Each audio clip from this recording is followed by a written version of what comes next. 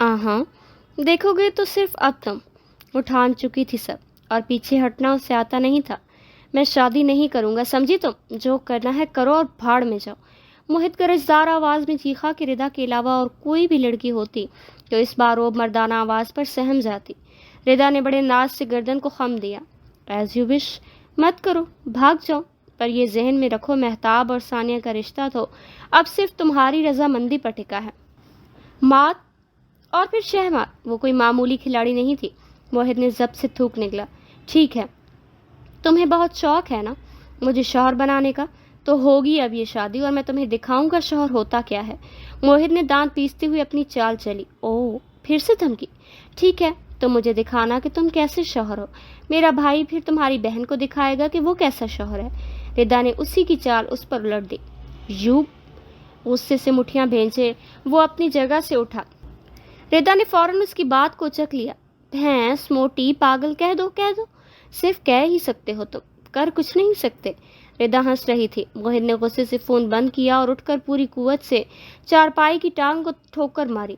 पर वहां शायद कोई कील उसके इस वार के आगे तन कर खड़ा हो गया। वो बुरी तरह लड़खड़ाया।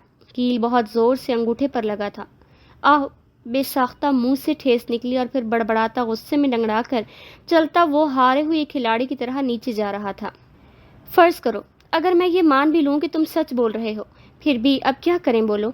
तुम्हारा रिश्ता रिदा से ख़त्म, मतलब मेहताब का सानिया से ख़त्म। सरमद ने परेशानी से उसके सामने संगीन मसला रखा। वो बेहाल सा सरमद के सामने बैठा था और कुछ दूर सवालिया बेगम बैठी थी। मलिक जहांजेब मुल्तान पहुंच गए थे और आज शाम को वो और मलिक मेहताब घर आना चाहते थे। भाई, यही तो मैं कह रहा हूँ, इन लोगों ने बहुत बुरी तरह हमें ट्रैप किया है। मोहित ने ताज्जुब से समझाना चाहा। ट्रैप? तुम उनके एहसानों को ट्रैप कह रहे हो? सरमद ने आबरू चढ़ाए उसकी बात की नफी की। भाई, मुझे घर दामाद बना रहे हैं, आपको यह एहसान लगता होगा, बट सॉरी, मुझे ये किसी सूरत मंजूर नहीं। मोहित को अब सरमद पर ही गुस्सा आने लगा था। पर सिर्फ सरमद ही नहीं, सारे घर वाले अब तो पीछे पड़े हुए थे। तुम ये क्यों नहीं सोच रहे कि तुम इतने मालदार घराने के इकलौते दामाद होगे? ये सब तुम्हारा होगा। सरमद ने मोहब्बत से उसे दौलत का लालच दिया। मोहित ने नखूद से नाक चढ़ाई। रिदा का सरापा जहन में घूम गया। भाई, वो मुझे आप सबसे छीन रहे हैं। मोहित ने लफ्जों पर जोर देते हुए सरमद को डराना चाहा। छीन रहे हैं पागल? मैं हूं ना यहाँ, तुम तो वैसे भी लाहौर में ही थे। सरमद के पास उसके हर बात का जवाब था। अम्मी प्लीज़, आप मुझे जानती हैं, मैं ये शादी नहीं करना चाहता और न घर दामाद बनना चाहता हूँ। सरमद से मायूस होकर मोहित ने रुख सवालिया की तरफ किया। और ना ही मैं घर दामाद बनना चाहता हूँ। सौलिया ने झुका सर ऊपर उठाया। ये सब निकाह करने से पहले सोचना था। और अगर तुझे लगता है कि हम सबसे अलग होकर जी सकता है तो ठीक है, मत कर शादी। सौलिया बेगम तो पहले से ही दिल बर्दाश्ता बैठी थी। तिनक कर गोया हूँ। अम्मी, मोहित ने अफसोस से खफीफ आवाज में पुकारा। शादी नहीं करनी, मत कर, मगर यह भी याद रखना इस घर में भी तुम्हारी कोई जगह नहीं है। सौलिया ने खफकी से चेहरे का रुख दूसरी तरफ फेरा। मोहित ने कुछ कहने के लिए लब खोले, फिर खामोश हो गया। कौन कहता है कि मजबूर सिर्फ लड़कियां होती हैं?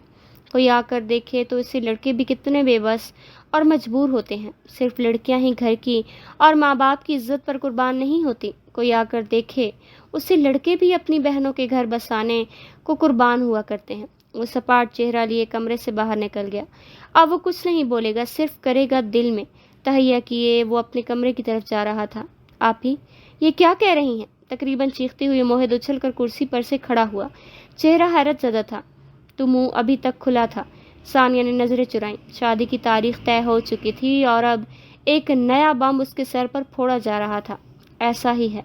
निदामत से सानिया की आवाज़ सरगोशी में तब्दील हो गई और अब मोहित इस अनोखी बात की तस्दीक के लिए पास खड़ी सौलिया की तरफ देख रहा था, जो सानिया से भी ज़्यादा मस्कीन सूरत लिए उसके सामने देख रही थी। उनकी ये मस्कीन सूरत उसे हमेशा ब्लैकमेल करने के लिए होती थी और वो हो जाता था उसे हमेशा ब्लैकमेल करने के लिए। आप ही इसकी कमी थी बस, है ना? सौलिया से मायूस होकर फिर से सानिया को दांत पीसते हुए मुखातिब किया। अब वो दोनों घबरा कर एक दूसरे की सूरत तकने लगी थी और वो था कि जब्त की आखिरी सीढ़ी पर खड़ा था। तेज तेज सांस अंदर बाहर उंडेल रहा था।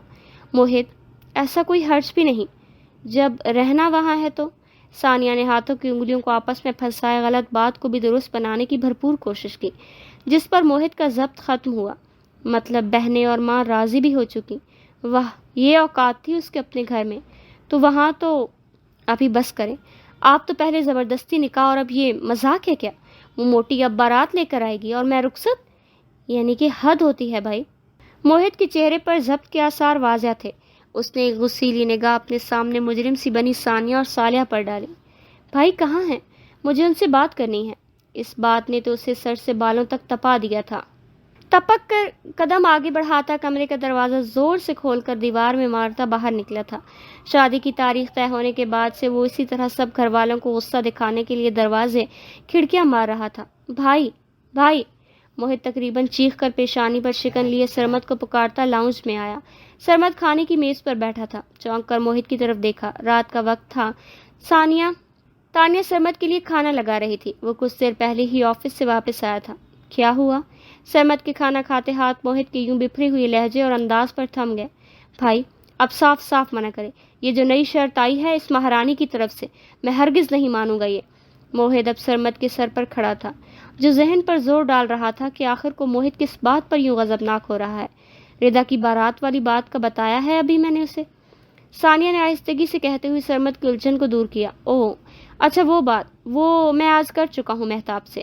دراصل وہ کہہ رہے ہیں کہ آپ کو بارات لاہور لانے کی ضرورت نہیں ہے، ہم ملتان آ جاتے ہیں.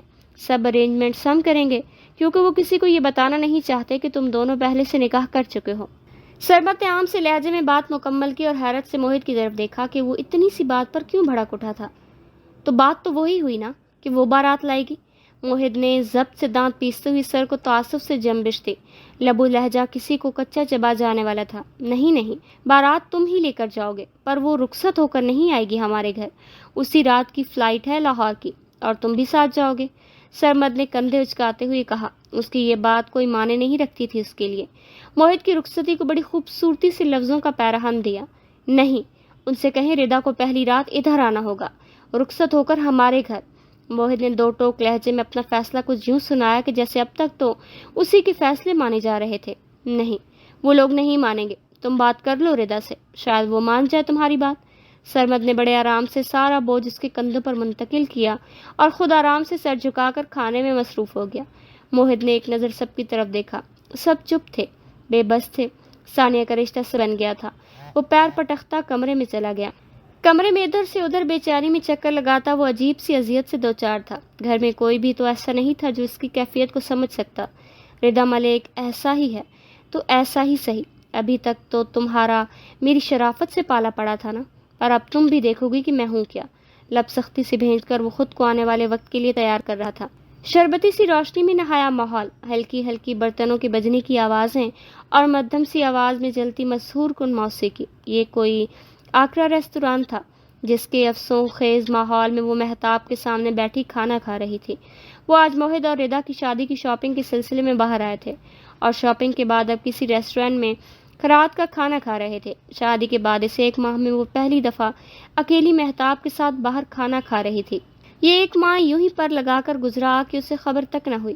وجہ شاید موہت اور ردا کا رشتہ بھی تھا، جس کے لیے وہ کبھی میکے ہوتی تو کبھی گھر. پورا مہینہ گھن چکر بنی رہی. مناہل کے رویے میں کوئی خاص لچک نہیں آئی تھی، اگرچہ ثانیہ اس کے سارے کام اسی معمول پر سر انجام دیتی تھی، پر اب وہ مناہل سے زبردستی نہیں کرتی تھی. مہتاب نے اس سے اپنی پسند سے کپڑے جوتے اور زیور لے کر دیے. وہ انکار کرتی رہی پر مہتاب نے ایک نہ سنی. مہتاب کا یوں حق جتانا اور توجہ دینا اچھا لگا تھا. کن اکھیوں سے اپنے سامنے بیٹھے شخص کو دیکھنے کے لیے نگاہ اٹھائی تو دل دھک کر رہ گیا. مہتاب کے بالکل پیچھے بیٹھا شخص آج پورے سال بعد اسے نظر آیا تھا. ثانیہ کا دل بری طرح سے دھڑکنے لگا. چہرہ زرد ہوا، ٹھنڈے پسینے کے قطرے پیشانی پر نمودار ہوئے. سامنے بیٹھا شخص اس کا سابقہ شوہر اور اس کی بچپن کی محبت تھا، رضا. شاید آفس کے لوگوں کے ساتھ اس وقت اس ریسٹورینٹ میں موجود تھا. اس کے ساتھ بہت سے لوگ بیٹھے تھے اور وہ بھی ثانیہ کو دیکھ کر یوں ہی سکتے کے عالم میں بیٹھا تھا. ثانیہ کیا ہوا، ٹھیک ہو؟ مہتاب نے ثانیہ کے یوں ہوائیاں اڑے چہرے کو دیکھ کر پوچھا. مہتاب کی آواز پر وہ گڑبڑا کر چونکی. جی ٹھیک ہوں، مجھے واش روم جانا ہے، آتی ہوں. گھبرائی سی کرسی کو پیچھے دھکیلتی اٹھی اور پھر تیز تیز قدم اٹھاتی ریسٹ روم کی طرف بڑھ گئی. بار بار ماتھے پر آیا پسینہ صاف کرتی اور دل پر اٹکتی عجیب سی پھانس کو نگلتی وہ واش روم میں گھسی. 5 منٹ کے بعد وہ ریسٹ روم سے جیسے ہی باہر نکلی ٹھٹک کر رکی. رضا ریسٹ روم کے باہر لمبی سی راہداری میں اس کے سامنے کھڑا تھا. صورت پر دنیا بھر کا دکھ اور ندامت عیاں تھی. ثانیہ نے چہرے پر سختی سجائے بے اعتنائی برتتے ہوئے قدم آگے بڑھائے. ثانیہ، ثانیہ. رضا کی عقب سے آتی آواز پر قدم نہ چاہتے ہوئے بھی منجمد ہوئی. وہ اب پھر گھوم کر ثانیہ کے سامنے تھا. ثانیہ، تم نے شادی کر لی؟ لہجے میں بے یقینی تھی. ثانیہ نے حیرت سے اس شخص کی طرف دیکھا. آخر کو وہ چیز کیا تھا؟ وہ کیا چاہتا تھا کہ وہ سکتی رہے ساری عمر؟ میرا راستہ چھوڑیں پلیز، ثانیہ نے سختی سے کہا، کیونکہ راہداری میں اب وہ کچھ یوں کھڑا تھا کہ اس کا راستہ مکمل طور پر روکے ہوئے تھا. ثانیہ، میں بہت پچھتا رہا ہوں، بہت زیادہ، بہت. رضا کی بے تاب سی آواز ابھری. ثانیہ نے غصے سے دیکھا. دیکھیں، میں نہیں جانتی آپ کون ہیں، کیا ہیں. مہربانی کریں میرا راستہ چھوڑیں. ثانیہ کا لہجہ سپاٹ تھا، چہرے کے 19 پٹھے ضبط سے کھینچے ہوئے تھے. ثانیہ، میں نے شادی نہیں کی ہے اور نہ ہی کروں گا اب زندگی بھر. میں نے بہت بڑی غلطی کی ہے، یہ سزا ہے اب میری. رضا کی آواز اس کے اندر کی ندامت کا منہ بولتا ثبوت تھی. ثانیہ نے خشمگی نگاہ رضا پر ڈالی اور ایک ہاتھ سے اس کے ایک طرف کرتی تیزی سے وہاں سے نکل گئی. کیوں؟ وہ آج 1 سال بعد اسے نظر آیا تھا. اس کی خوشیوں کا قاتل آنسوؤں کا گولا بنے گلے میں اٹک رہا تھا. میز کے پاس آتے ہی گھٹی سی آواز میں گویا ہوئی. مہتاب، گھر چلیں، میری طبیعت ٹھیک نہیں ہے. مہتاب نے پریشانی سے اس کی طرف دیکھا. ثانیہ، ایوری تھنگ از اوکے؟ تم چلو گاڑی میں بیٹھو، میں بل دے کر آتا ہوں. مہتاب نے فکر مندی سے اس کی طرف گاڑی کی چابی بڑھاتے ہوئے کہا. ثانیہ کا چہرہ اسے پریشانی میں مبتلا کر گیا تھا. ثانیہ نے سر ہلاتے اتفاق کیا اور مہتاب کے ہاتھ سے چابی پکڑ کر تیزی سے قدم داخلی دروازے کی طرف بڑھا دیے. گاڑی میں بھی مہتاب بار بار فکر مندی سے اس کے چہرے کی طرف دیکھ رہا تھا. وہ آج اپنے رشتے کو آگے بڑھانے کا سوچ کر آفس سے نکلا تھا، پر ثانیہ کے عجیب سے رویے نے پریشان کر دیا تھا. وہ ایک دم سے اداس اور افسردہ سی ہو گئی تھی. وسیع و عریض لان حد نگاہ تک برقی کمکموں سے سجا ہوا تھا. ایسا لگ رہا تھا کہ پورا ملتان امڈایا ہو. یہ اس کی مہندی کی تقریب تھی جس کا اتنا بیش قیمت انتظام کیا گیا. وہ ہلکے سبز رنگ کے کرتے پر بنارسی کپڑے کی بنی بھڑکیلی سی واسکٹ پہنے بیزار سی صورت بنائے بیٹھا اس بے انتہا کی فضول خرچی کو کوس رہا تھا. سارا پیسے کا کھیل تھا. وہ لوگ لاکھوں اپنی شادی کی ایک تقریب پر اڑا دیتے ہیں اور ہم جیسے لوگ کتنے سال بہنوں کی شادی کے لیے پیسے جوڑتے ہیں. گہری سانس خارج کرتے ہوئے ارد گرد دیکھا. دل کیا کہ سب چھوڑ کر بھاگ جائے یہاں سے، پر اس کے اپنے جو اتنا خوش تھے چہک رہے تھے. ان کے چہرے خود غرضی کا گلا گھونٹ رہے تھے. اس وقت ہر شخص اس کی اذیت سے انجان، اسے رشک اور حسد کے ملے جلے تاثرات سے دیکھنے میں مصروف تھا. اپنے دوستوں کو تو اس نے بلایا ہی نہیں تھا، پر خاندان کی کچھ کزن اسے کمر سے دبوچ کر بڑا ہاتھ مارا ہے، تیرے تو مزے ہو گئے بھائی جیسی سرگوشیاں کر رہے تھے. اب وہ کیا جواب دیتا کہ ان سب کو کہ اس بڑے ہاتھ کے پیچھے ایک انچاہی دہشت گرد عزائم رکھنے والی موٹی سی ڈاکو بیوی ہے. انہی سوچوں میں گم بیٹھا تھا جب سامنے سے پھولوں کی سجی ڈولی کو 4 آدمی اٹھا کر لاتے نظر آئے. یقیناً اس ڈولی میں اس کی جان کی دشمن زبردستی گلے کا توق بن جانے والی تشریف فرما تھی. موہت کی ڈولی کندھوں پر اٹھائے ان لڑکوں کی جانوں پر ترس آ گیا. ڈولی سٹیج کے قریب لا کر رکھ دی گئی تھی اور پھر اس میں سے وہ بھاری بھرکم دوشیزہ برآمد ہوئی. سبز رنگ کی فراک پر کندن کے کام کا سترنگا دوپٹہ اوڑھے اور پھولوں کا زیور پہنے، ناک میں چھوٹی سی نتھلی پہنے، بڑی ناملائی سی گردن کو تانے، وہ سٹیج پر بیٹھے موہت کو دیکھ کر مسکائی جس پر وہ پہلو بدل کر رہ گیا. 4 لڑکیاں اب اسے پھولوں کی لڑیوں کے بنی چادر کے سائے میں سٹیج پر لا رہی تھیں. بڑی سی نوکدار ہیل پہنے، فراک کو ہاتھوں سے تھوڑا سا اوپر اٹھائے، سہج کر پاؤں رکھتی وہ سٹیج پر آئی. ہر طرف شور تھا. ارد گرد سے کیمروں کی چمکتی اور وجود میں چبھتی روشنیاں تھیں. اب وہ موہت کے ساتھ بیٹھی تھی اور بڑے ناز سے مسکرا کر تصاویر بنا رہی تھی، جبکہ موہت کے چہرے کی سختی بڑھ گئی تھی. کوئی بات نہیں، آخری رات ہے ردا ملک، جتنا جشن منانا ہے منا لو، دل میں سوچا اور گھور کر ایک نظر اپنے ساتھ بیٹھی انچاہی منکوہا کی طرف دیکھا. وہ جو زبردستی کی مسکراہٹ کو گہرا کرتے ہوئے تصاویر بنا رہی تھی، موہت کو یوں گھورنے پر اس کی طرف دیکھے بنا سامنے کیمرے پر نظریں مرکوز کرتی ہوئی گویا ہوئی. کیا ہوا؟ زیادہ موٹی لگ رہی ہوں کیا؟ ماما نے تو بہت کوشش کی شادی سے پہلے ان 15 دنوں میں اسمارٹ ہو جاؤں، پر میں نے صاف صاف کہہ دیا موہت کو تو میں ایسی ہی پسند ہوں. اس نے کہا ہے خبردار اگر 1 انچ بھی پتلی ہوئی تو. ردا نے چہک کر اس کا خون جلانے کی کوشش کی. وہ مشکل ضبط کرتا وہ بھی اب بنا دیکھے بول رہا تھا. او اچھا کیا بتا دیا مجھے، میں بھی یہ سوچ رہا تھا ڈولی اٹھائے لڑکوں کے ماتھے پر پسینہ کیوں آ رہا ہے۔ موہد نے تمسخرانہ مسکراہٹ سجائے کہا۔ ردا نے ضبط سے ایک پل کو لب بھینسے پھر زبردستی مسکرائی۔ یہ پسینہ تمہارے ماتھے پر بھی آئے گا، ہمارے ہاں رواج ہے، شادی کی پہلی رات دلہن کو اٹھا کر بیڈ روم تک لے جانا ہوتا ہے۔ خیر سے میرا تو کمرہ بھی 30ویں منزل پر ہے اور گھروں میں لفٹ نہیں ہوا کرتی۔ ردا نے بڑے زام میں آبرو چڑھایا۔ ڈرا رہی ہو؟ اٹھاؤں گا بھی اور اوپر 30ویں منزل پر لے جا کر گراؤں گا بھی۔ موہد نے اسی کے انداز میں برابر زوم دکھایا، پر وہ ڈرنے والوں میں سے کہاں تھی۔ کہا لگا کر اس کا خون جلا گئی۔ دیکھا جائے گا، فی الحال تو مجھے اپنی جیت کا جشن دیکھنے دو۔ بڑے ترنگ میں ناک سڑے کیڑ کر کہتی وہ سامنے ڈانس فلور پر نظریں جما چکی تھی، جہاں 2 گروپس کی شکل میں لوگ ڈھولکی لے کر بیٹھے تھے۔ غور سے دیکھنے پر پتہ چلا کہ ایک طرف اس کے ننھیال کے لوگ اور اس کی بہنیں بیٹھی تھیں اور دوسری طرف شاید ردا کے خاندان کے لوگ تھے۔ ردا کے گروہ کی طرف کوئی لڑکی گلوکار تھی اور ان کی طرف لڑکا تھا جس کے ہاتھ میں مائک موجود تھا۔ یہ لوگ کیا کرنے والے ہیں؟ انداز کسی مقابل جیسا تھا۔ گلوکار نے بڑی سریلی آواز میں گانا شروع کیا۔ کوٹھے تے آ مائیا، کوٹھے تے آ مائیا، چھت پر آؤ ماہی، چھت پر آؤ ماہی، ملنا ہے تے مل آ کے، نہیں تے خسمہ نو کھا مائیا۔ موہد کا سارا بچپن کراچی میں گزرا تھا، لیکن عالمگیر کی وفات کے بعد 10 سال پہلے صالحہ ان سب کو لے کر ملتان آ گئی تھی۔ اس کے ننھیال والے پنجابی بولنا جانتے تھے، پر وہ ان 10 سالوں میں صرف اس قابل ہو سکا کہ وہ پنجابی سمجھ سکتا تھا، بول نہیں سکتا تھا۔ اسے ویسے بھی پنجابی بولنا اچھا نہیں لگتا تھا۔ ان کی طرف کھڑا گلوکار اب لڑکی کے ٹپے کا جواب دے رہا تھا۔ او کی لینا اے مترانو، او کی لینا اے مترانو، ملن تے آ جاؤں، ڈر لگدا اے چھتراں تو۔ ردا نے کہا لگا کر اس کی طرف دیکھا۔ یہ تمہارے کہے بہت جلد سسکیوں میں بدلیں گے، موہد نے دانت پیستے ہوئے کہا۔ مائک پھر سے اب گلوکار کے پاس تھا۔ ایتھے پیار دی پچھ کوئی نہ، ایتھے پیار دی پچھ کوئی نہ، تیرے نال نہیں بولنا، تیرے منہ تے مچھ کوئی نہ۔ موہد نے بے ساختہ انگلیوں کو مونچھوں سے گھما کر تھوڑی دیر تک پھیرا۔ گلوکار اب لہک لہک کر جواب دے رہا تھا۔ مزہ پیار دا چکھ لانگا، مزہ پیار دا چکھ لانگا، جے تیرا حکم ہووے میں تے داڑھی بھی رکھ لانگا۔ سب لوگ کہے لگا رہے تھے، تالیاں پیٹ رہے تھے۔ اسے یوں محسوس ہو رہا تھا ان سب کا ایک ہاتھ اس کے گال پر ہے، جس پر سب لوگ دوسرے ہاتھ سے تماچے لگا رہے ہیں اور دانت نکال رہے ہیں۔ باغے وچ آیا کرو، باغے وچ آیا کرو، جدوں اسی سو جائے تسی مکھیاں اڑایا کرو۔ گلوکار بڑا ہنس کر گا رہی تھی۔ مکھیاں تو ایسے اڑاؤں گا پتہ چلے گا تمہیں۔ موہد نے کن اکھیوں سے اسے دیکھا تو اب مسکرا رہی تھی۔ صورت سے کبھی کتنی بھولی لگتی تھی، پر کتنی خطرناک اور ہٹ دھرم تھی وہ۔ اس کی یہ ساری اکڑ، اس کا زوم بھرم، سب پاش کرنے کی وہ ٹھان چکا تھا۔ تسی روز نہایا کرو، تسی روز نہایا کرو، مکھیاں تو ڈر دے ہو، گڑ تھوڑا کھایا کرو۔ گلوکار ناک چڑھا کر گا رہا تھا۔ سب لوگوں کی سیٹیاں تالیاں گونج رہی تھیں اور وہ پتہ نہیں کیا کچھ سوچ چکا تھا۔ ثانیہ کمرے کا دروازہ دھیرے سے کھولتے اندر داخل ہوئی۔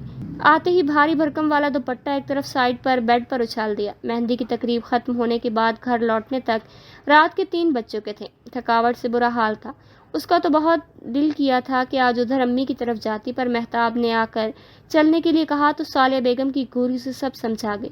وہ چاہتی کہ وہ اپنے گھر جائے، گہرے گلابی رنگ کے جوڑے کے ساتھ گہرے نارنجی رنگ کا دوپٹہ کندھے پر ڈالے اور معمول کے برخلاف گہرے میک اپ میں غضب ڈھا رہی تھی۔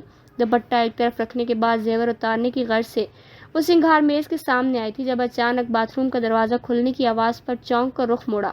مہتاب شرٹ کا بازو فولڈ کرتا ہوا باتھ روم سے ملحقہ ڈریسنگ روم سے باہر آ رہا تھا۔ ایک دم سے یوں مہتاب کو کمرے میں دیکھ کر وہ گڑبڑا گئی اور دوپٹہ نہ ہونے کا احساس خفت بڑھا گیا۔ ثانیہ کو یوں ساکن اور حیرت زدہ سا دیکھ کر مہتاب بھی شرٹ کے کف چڑھاتے ہوئے ہاتھ تھم گیا۔ وہ آج ردا مناہل کے پاس ہے تو میں یہاں آ گیا۔ مہتاب نے اس کی بوکھلاہٹ کو دیکھتے ہوئے اپنی موجودگی کا جواز پیش کیا۔ ردا واقعی مناہل کے کمرے میں تھی، پر اس کا مطلب یہ ہرگز نہیں تھا کہ مہتاب کے سونے کے لیے اتنے بڑے گھر میں اور کوئی کمرہ موجود نہیں تھا، پر وہ یوں سب کے سامنے ثانیہ اور اپنے بیچ کی یہ دوری سب پر آشکار نہیں کرنا چاہتا تھا۔ مہتاب نے ایک بھرپور نظر اس کے سراپے پر ڈالی، جو آج پوری تقریب میں اس کی توجہ اپنی طرف مبذول کر رہا تھا۔ ہمیشہ اسے سادہ حلیے میں دیکھا تھا تو آج اس کا یہ روپ بار بار دیکھنے پر مجبور کر رہا تھا۔ جی، ثانیہ نے مدھم سی آواز میں جی کہنے پر اکتفا کیا۔ ان کا اپنا کمرہ ہے، بھلا میں کیا کہوں گی؟ ایسے اجنبیت برت رہے ہیں کہ جیسے یہ اب صرف میرا کمرہ ہے۔ ثانیہ نے آہستگی سے رخ پھیر کر سنگار میز کی طرف موڑ دیا۔ مہتاب اب ڈریسنگ روم کی الماری کھولے کھڑا تھا۔ کان میں پہنے جھمکے اتارنے کے لیے ہاتھ اوپر کیا تو الجھ کر رہ گئی۔ جھمکے کے نیچے لٹکتا موٹی قمیض کے کندھوں پر موجود کام کے دھاگوں سے اس طرح الجھ گیا کہ جھمکے کا لاک بھی نہیں کھل رہا تھا۔ مہتاب اب کمرے میں آ چکا تھا اور بیڈ کے پاس کھڑا اپنے موبائل پر نظریں جمائے ہوئے تھا۔ کن اکھیوں سے ثانیہ کو یوں جھمکے سے الجھتے دیکھا، جبکہ مسلسل 2 منٹ تک وہ اسی الجھتی رہی تو خود کو اس کی مدد کرنے سے نہ روک سکا۔ چھوڑیں 1 منٹ۔ عقب سے آتی مہتاب کی آواز پر اس کے مسلسل کوشش کرتے ہاتھ کان کے پاس جھمکے پر تھم گئے۔ مہتاب نے قریب ہو کر غور سے جھمکے کے موتی کو کندھے پر موجود کام میں پھنسے ہوئے دیکھا۔ مہتاب کے کپڑے بدل لینے کے بعد بھی اس کے کولون کی مہک ہنوز برقرار تھی، جو اس کے یوں قریب آ جانے پر اس کی سانسوں میں بھی گھل رہی تھی۔ کتنی مسحور کن خوشبو تھی، وہ دل میں سراہے بنا نہ رہ سکی۔ موتی کو بڑی احتیاط سے قمیض کے کندھے سے نکال کر مہتاب نے جھمکا بھی کان سے نکال دیا۔ شادی کے بعد آج وہ ثانیہ کو اتنے قریب سے دیکھ رہا تھا۔ وہ بہت خوبصورت معصوم صورت کی مالک تھی۔ مہتاب کی یوں خود پر گڑی نظروں کی وجہ سے پلکیں کپ کپ آ گئی تھیں۔ Thank you. مہتاب کے ہاتھ سے جھمکا پکڑتے ہوئے آہستگی سے اس کا شکریہ ادا کیا۔ مہتاب یوں یکٹک اسے دیکھ رہا تھا، اس کے تھینک یو کہنے پر جیسے ہوش میں آیا ہو اور پھر تیزی سے قدم واپس بیڈ کی طرف بڑھا دیے۔ عجیب سی جھجک تھی، شاید اس کی وجہ سے دونوں کی خاموش طبیعت تھی۔ شادی کا یوں اچانک ہو جانا، پھر دونوں کو ایک دوسرے کی سابقہ محبت کی شادی کا علم ہونا تھا۔ زیور اتارنے کے بعد وہ جب کپڑے تبدیل کرنے واپس آئی تو مہتاب بیڈ کے ایک طرف لیٹ چکا تھا۔ اس کا ایک الگ کمفرٹر بڑے سلیقے سے ایک طرف رکھا ہوا تھا، جو شاید ابھی ابھی ایوا رکھ کر گئی تھی۔ ثانیہ نے مہتاب کی طرف دیکھے بنا کمفرٹر کو کھولا اور سمٹ کر ایک طرف لیٹ گئی۔ اگر اپنی بیٹی کے لیے ایک کیئر ٹیکر ہی بنا کر رکھنا تھا تو یہ رشتہ بنانے کی کیا ضرورت تھی؟ ثانیہ نے آنکھیں موند لی۔ یہ اجنبیت اب محسوس ہونے لگی تھی۔ کتنے عرصے بعد یوں اس کے ساتھ بیڈ پر کوئی موجود تھا۔ نائلہ چھپاک سے ذہن میں آ گئی۔ وہ کب ایک ہی بستر میں رہتی ہوئی اس سے اتنا دور رہتی تھی۔ سر اس کے سینے پر ہوتا تھا اور بازو اس کی کمر کے گرد حائل ہوتے تھے۔ وہ کیا سوچے جا رہا تھا؟ خود پر حیرت ہو رہی تھی۔ کیا ثانیہ کے ساتھ یہ قربت نائلہ کی محبت کو ایک پل میں فراموش کر رہی تھی؟ دل کیوں چاہ رہا تھا کہ ثانیہ نائلہ کی طرح اس پر محبتیں لٹا دے، پر وہ نائلہ نہیں تھی، وہ اس سے محبت نہیں کرتی تھی۔ اپنی سوچوں میں گم ایک ہی بیڈ پر کچھ دوری پر لیٹے کب دونوں نفوس کی بند آنکھیں نیند میں ڈوب گئیں، خبر ہی نہیں ہوئی۔ ملک جہاں زیب نے مسکراتے ہوئے آہستگی سے اپنا سر اوپر اٹھایا اور اپنے سامنے بیٹھے موہت کو دیکھا۔ وہ اس وقت لاہور میں ملک جہاں زیب کی اعلیٰ شان بنگلے میں ان کے اکلوتے داماد کی حیثیت سے بیٹھا تھا۔ لاہور پہنچ کر وہ ابھی گھر پہنچے ہی تھے کہ جب ملک جہاں زیب اس کے ہمراہ لاؤنج میں آ گئے۔ کچھ دیر خاموشی سے سر جھکائے بیٹھے رہے، پھر سر اٹھا کر گلا صاف کیا۔ شادی کی تاریخ طے ہونے کے بعد یہ ان کی موہت کے ساتھ پہلی گفتگو تھی۔ میں نے ردا کو بہت ناز سے پالا ہے۔ شادی کے 15 سال بعد جب وہ دنیا میں آئی تو ایسا لگا کہ جیسے اللہ نے مجھے ہر خوشی سے نواز دیا۔ ملک جہاں زیب کی آواز میں ردا کے لیے بے پناہ محبت تھی۔ موہت نے بغور ان کی وجیح چہرے کو دیکھا، جہاں ایک بیٹی کی رخصت نہ ہونے کے باوجود اس کی نئی زندگی کی شروعات کو لے کر پریشانی رقم تھی۔ اسے اتنا لاڈ سے پالا ہے میں نے کہ اس کے منہ سے نکلنے والی ہر بات، ہر خواہش پوری کی ہے۔ مجھے میری بیٹی سے بے حد محبت ہے اور میں امید رکھتا ہوں کہ تم بھی اس سے وہی محبت دو گے۔ ملک جہاں زیب کی آواز میں ردا کے لیے بے پناہ محبت تھی۔ ملک جہاں زیب نے لب بھینچ کر مسکراتے ہوئے اپنی درخواست کی یقین دہانی کے لیے موہت کی طرف دیکھا۔ ہاں، اسی محبت نے تو نوابزادی کو اتنا بد دماغ بنا دیا ہے۔ موہت نے دانت پیس کر سوچا اور زبردستی مسکرا کر سر اس بات میں ہلایا۔ تھوڑی ضدی ہے۔ ملک جہاں زیب نے گہری سانس لے کر اس کی خامی اسے بتائی، جیسے یہ کوئی خامی نہ ہو، اور تھوڑی کا لفظ موہت کو انتہائی نامناسب لگا۔ لیکن بہت پیار کرنے والی ہے میری بیٹی۔ اوہ پیار، یہ لفظ محترمہ کو چھو کر نہیں گزرا۔ موہت نے جل کر پہلو بدل گیا۔ جی بالکل، بڑے مؤدب لہجے میں جی ایسے کہا کہ جیسے اس کے پیار کا وہ واحد گواہ ہو اس پوری دنیا میں۔ مہتاب سے گزشتہ ہفتے کی ملاقات یاد آ گئی، جس میں اس نے بڑے روب سے کہا تھا کہ ملک جہاں زیب کو تمہاری ردا سے نفرت کے بارے میں کوئی علم نہیں اور ہونا بھی نہیں چاہیے، اور میں نے تمہیں دل سے اپنا بیٹا مانا ہے، یقین جانا۔ جب ردا نے بتایا کہ وہ تم ہو تو دل کے اندر موجود سارے خدشات ایک دم ختم ہو گئے۔ تم تو مجھے پہلے ہی سے پسند تھے۔ ملک جہاں زیب نے محبت سے موہت کی طرف دیکھا۔ وہ کوٹ پینٹ میں ملبوس تھا، بس اب ٹائی نہیں لگی ہوئی تھی، اگرچہ فلائٹ بمشکل آدھے گھنٹے پر مشتمل تھی، پھر بھی شادی کی تھکاوٹ کے آثار موہت کے چہرے پر واضح تھے۔ او سوری بیٹا، تم تھک گئے ہوگے اور ردا بھی ویٹ کر رہی ہوگی، جاؤ کمرے میں۔ اچانک ملک جہاں زیب کو احساس ہوا کہ وہ تو اسے آتے ہی لے کر بیٹھ گئے، نادم سے لہجے میں اس سے معذرت کی۔ فہیم سر کو ان کے کمرے میں لے کر جاؤ۔ ملک جہاں زیب نے گردن کو خم دے کر آواز لگائی تو جن کی طرف فوراً ایک لڑکا ہاتھ باندھے نمودار ہوا، جس نے ایک نظر موہت کی طرف دیکھا۔ ملک جہاں زیب بھی اپنی جگہ سے اٹھ چکے تھے۔ موہت نے فہیم نامی ملازم کے پیچھے قدم بڑھا دیے۔ شیشے کی طرح چمکتا فرش اور پیش قیمت آرائشی چیزوں سے لیس گھر ان کی دولت اور طاقت کا منہ بولتا ثبوت تھا۔ فہیم نے ایک کمرے کے دروازے کے سامنے جا کر مسکراتے ہوئے اشارہ کیا اور خود وہاں سے چل دیا۔ موہت بنا دستک دیے کمرے کا دروازہ کھول کر اندر داخل ہوا۔ کمرہ تھا یا کوئی ہال؟ خوبصورت کمرہ دل موہ لینے والی چیزوں سے آراستہ تھا، اور وہ جان کی دشمن سنگھار میز کے سامنے لمبے سے ہلکے گلابی رنگ کے نائٹ گاؤن میں ملبوس، بالوں کی ڈھیلی سی پونی کی اب شیشے کے عکس میں موہت کو گھور رہی تھی۔ چہرہ ہر طرح کے میک اپ سے عاری تھا، پر گال اب بھی بے تحاشا گلابی تھے۔ موہت نے چاروں طرف نظریں گھما کر دیکھا اور پھر گہری سانس خارج کرتے ہوئے اس کی طرف دیکھا جو بڑے ناز سے اسے ہارا ہوا کھلاڑی تصور کی ہوئی تھی۔ تو ردا ملک، میرا وقت شروع ہوا جاتا ہے اب۔ موہت نے بڑے انداز سے جیب سے سگریٹ نکال کر جلایا تو وہ جو سنگھار میز کے سامنے کھڑی اسی کو دیکھ رہی تھی جھٹکے سے مڑی اور بڑے جلال سے اس کی طرف بڑھی۔ جاہل کہیں کا، یہی روم میں سگریٹ سلگا لی۔ بڑے روب سے ہاتھ اس کے منہ سے سگریٹ کھینچنے کو بڑھایا تو موہت نے کلائی تھام لی۔ کمرہ تو تمہارے سائز کے حساب سے ہے ویسے، دھواں ردا کے منہ پر چھوڑ کر طنزیہ لہجے میں کہا۔ وہ جو سگریٹ اس کے منہ سے کھینچنے کے لیے آئی تھی، جو سگریٹ کا دھواں منہ پر آنے پر ناگواری سے کھانستی۔ غصہ مزید بڑھ گیا۔ ایکسکیوز می، یہ میرا کمرہ ہے اور یہاں سگریٹ پینا بالکل منع ہے۔ یہاں تم صرف ویسے رہو گے جیسے میں چاہتی ہوں، اور وہی کرو گے جو میں کہوں گی۔ اپنی کلائی کو زور سے اس کے ہاتھوں میں گھمایا اور روب سے جو سوچ رکھا تھا وہ کہا۔ موہت نے مسکرا کر دیکھا۔ بڑے گھٹیا پلاننگ کر رکھی ہے موٹی نے۔ ایک دم سے کلائی کو جھٹکا دے کر اسے قریب کیا تو وہ لڑکھڑا گئی۔ جان، یہ کیسی باتیں کر رہی ہو؟ اب سے یہ کمرہ میرا بھی تو ہے، آفٹر آل میری اکلوتی بیوی ہو۔ ردا کی کمر کے گرد بازو حائل کیے وہ مصنوعی محبت سے گویا ہوا تو ردا اس کے اس انداز پر ششدر رہ گئی۔ یہ کیا بدتمیزی ہے، چھوڑو مجھے۔ ایک دم سے اپنی کلائی گھما کر وار چلانا چاہا، پر وہ سگریٹ منہ میں دبا کر دونوں ہاتھوں کا استعمال کرتا وہ اسے گھما گیا۔ اب ردا کے دونوں بازو اپنے ہاتھوں کی مضبوط گرفت میں کیے وہ اس کا رخ مخالف سمت موڑ چکا تھا۔ کراٹے ماسٹر اپنے آپ کو یوں گرفت میں دیکھ کر بے چتاب کھا گئے۔ بے شک تمہارا وزن مجھ سے زیادہ ہی ہوگا، پر طاقت نہیں۔ چہرہ قریب کرتے ہوئے اس کے کان میں دانت پیسے ہوئے سرگوشی کے اتنے دن سے بھرا غبار اور بدلے کی آگ نے اس کی طاقت کو دگنا کر چکی تھی۔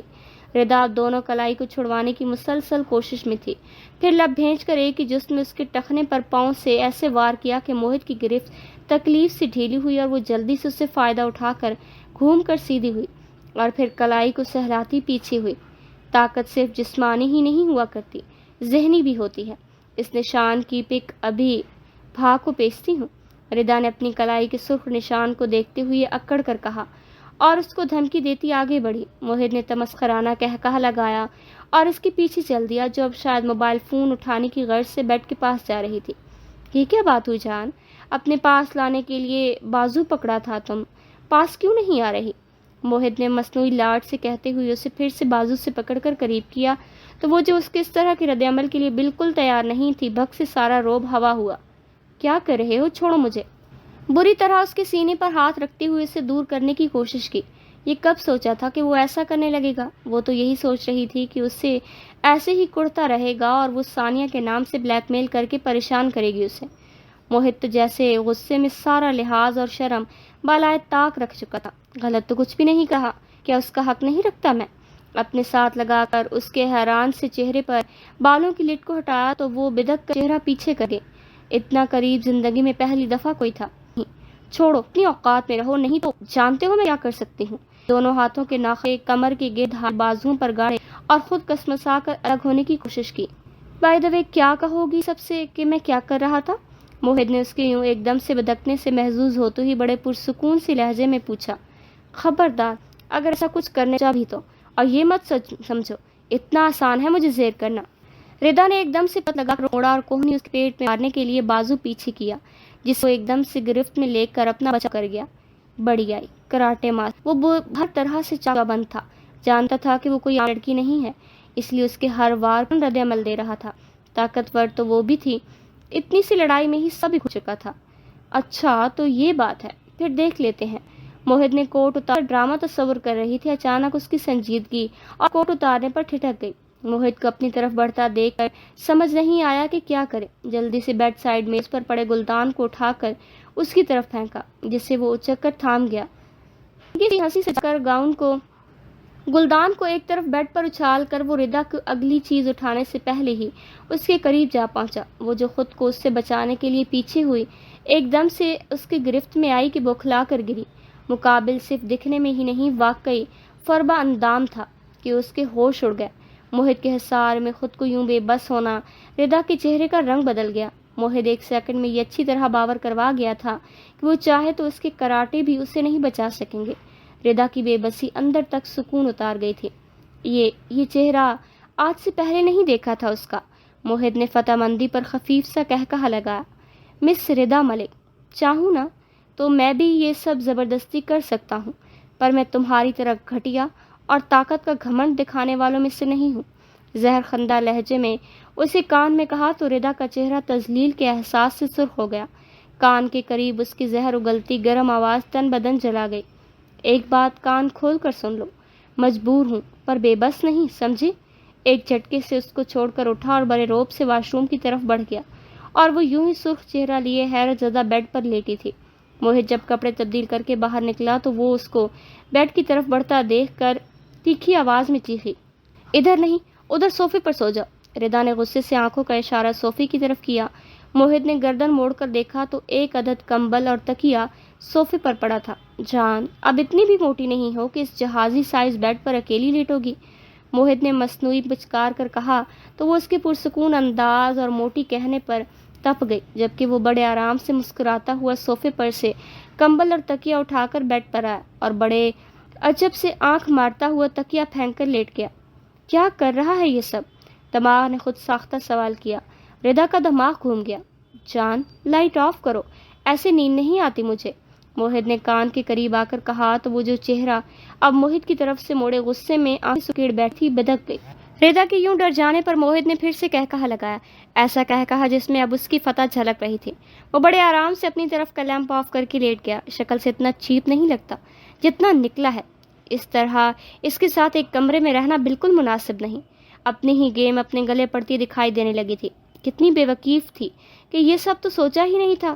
شاید اس کی وجہ یہ تھی کہ کبھی کسی لڑکی کی جرت ہی نہیں ہوئی اس کے یوں قریب آنے کی یا اس طرح کی جسارت کرنے کی۔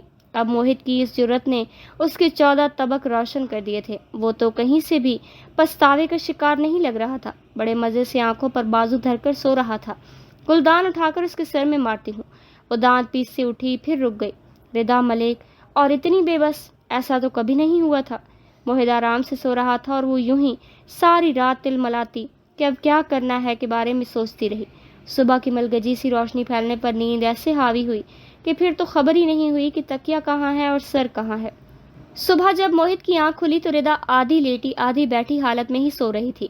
لاڈ میں پلی شہزادی زندگی میں شاید پہلی دفعہ یوں سوئی تھی۔ اس کی اس حالت کو دیکھ کر موہد نے سکون کا سانس لیا اور انگڑائی لی۔ رات تو صرف ٹریلر تھا، اتنا تنگ کروں گا خود خلا لے لوگی مجھ سے، تمسخرانہ مسکراہٹ سجا کر سوچتا باتھ روم کی طرف بڑھ گیا۔ ٹریک سوٹ پہن کر واک کی غرض سے باہر آیا تو ان کا تو لان ہی ان کے ٹاؤن کے پارک کے برابر تھا۔ وہیں تھوڑی سی واک کرنے کے بعد اب اندر آ رہا تھا جب عقب سے تابندہ بیگم کی تیکھی آواز سنائی دی، گڈ مارننگ۔ پیچھے مڑ کر دیکھا تو وہ آنکھوں کو سکیڑے گھورتی ہوئی اسے یہ بتا گئیں کہ یہاں صرف ردا ہی اس کی جان کی دشمن نہیں، وہ ایک عدد ساس ہے۔ السلام علیکم، موہد نے پرسکون لہجے میں گڈ مارننگ کا جواب سلام میں دیا اور سینے پر ہاتھ باندھے۔ تابندہ بیگم سے بھی یہ پہلی باقاعدہ گفتگو تھی اس کی، پر ان کے لب و لہجے میں ملک جہاں زیب جیسی محبت بالکل نہیں تھی۔ وعلیکم السلام، واک شوق کر کے آئے ہو؟ آبرو چڑھا کر سوال کیا۔